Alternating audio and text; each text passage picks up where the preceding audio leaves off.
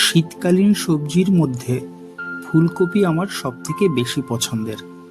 আজকে ফুলকপিরই একটি মজাদার রেসিপি আপনাদের সাথে শেয়ার করব। আর এই রেসিপিটি করতে খুব বেশি জিনিসের দরকার হবে না। খুবই সাধারণ কিন্তু সুস্বাদু এই রেসিপিটি করতে আমি নিয়ে নিলাম একটি মুরগির ডিম, সাথে ছিল 2-3টে পেঁয়াজ, কয়েকটা কাঁচামরিচ আর ধনেপাতা। এই কয়েকটা সামগ্রী আর 2-1টা মশলা দিয়েই তৈরি করে ফেলবো আজকে ফুলকপির মজাদার একটি খাবার। এখন আমি কাঁচামরিচগুলোকে কেটে নিচ্ছি।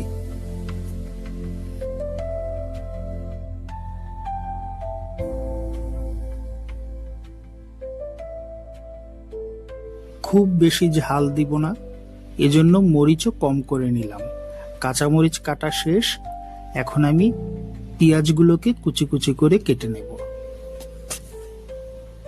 পেঁয়াজ কাটা হয়ে গেল, এবার ধনেপাতাগুলোকেও আমি কুচি কুচি করে কেটে নিচ্ছি। এখন আমি মুরগির ডিমটাকে ভালো করে ফেটিয়ে নেব। সামান্য একটু লবণ দিয়ে তারপরে একটু সময় নিয়ে ভালো করে মুরগির ডিমটাকে ফেটাতে হবে।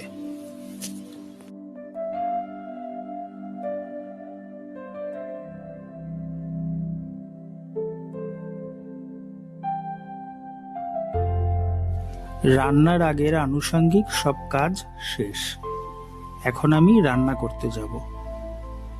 প্রথমে প্যানে সরিষার তেল দিয়ে দিলাম।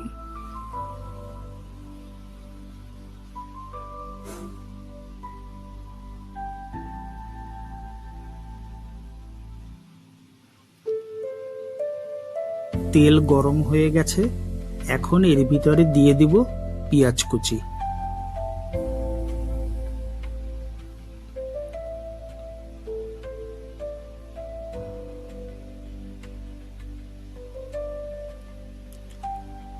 পেঁয়াজটাকে একটু সময় নিয়ে অল্প আঁচে ভাজি করতে হবে। এবার আমি এর ভিতরে দিয়ে দিব কাঁচামরিচের কুচি।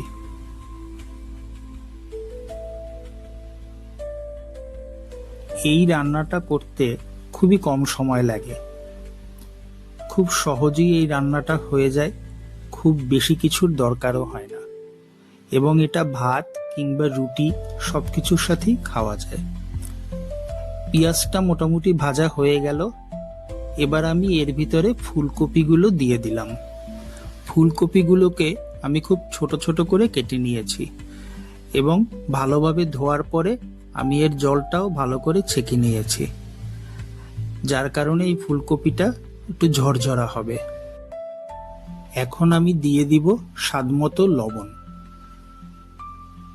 লবণ দেওয়ার কারণে ফুলকপিটা সিদ্ধও হবে তাড়াতাড়ি, আর এখন এর ভিতর থেকে জল বের হবে। এখন দিয়ে দিলাম 1 চামচ হলুদের গুঁড়া। এবার হলুদটাকেও ফুলকপির সাথে ভালোভাবে মিশানো হয়ে গেল। এখন দিলাম 1 চামচ জিরা বাটা। এবার জিরা বাটাটাও আমি ভালো করে মিশিয়ে নেব। গরম ভাতের সাথে ফুলকপির এই ভাজিটা হলে আমার আর কোনো কিছুরই দরকার হয় না। আমি এটা খুবই পছন্দ করি। আপনাদের কাছে কেমন লাগে অবশ্যই আপনারা জানাবেন। এখন আমি ফুলকপিটাকে ঢেকে দিব। ফুলকপির ভিতর থেকে যে জল বের হবে তাতেই এটা সিদ্ধ হয়ে যাবে। প্রায় 8-10 মিনিট ভাজার পরে এখন আমি ঢাকনা তুলে ফেললাম। দেখুন, ফুলকপিটা কিন্তু সিদ্ধ হয়ে গেছে। আপনারা চাইলে সিদ্ধ করার জন্য সামান্য একটু জলও দিতে পারেন, অথবা শুধু তেলের উপরেও সিদ্ধ করতে পারেন। এবার আমি ফেটানো ডিমটা ফুলকপির ভিতরে দিয়ে দিব।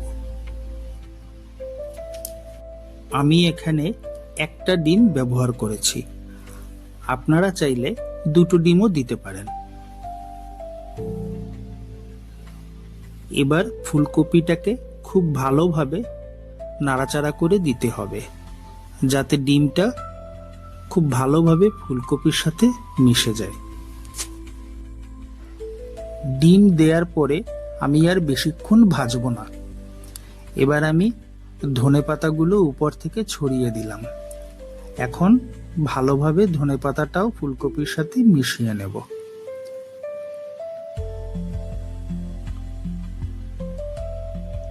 ফুলকপিটা এখন দেখতে খুবই সুন্দর লাগছে। রান্না কমপ্লিট হয়ে গেল। আশা করি আপনাদেরও দেখতে ভালো লাগছে। এখন ঢেকে দিলাম। এই হয়ে গেল ফুলকপির একটি মজাদার রেসিপি, ডিম দিয়ে ফুলকপি ভাজি। একবার খেয়ে দেখুন, আশা করি ভালো লাগবে। ধন্যবাদ।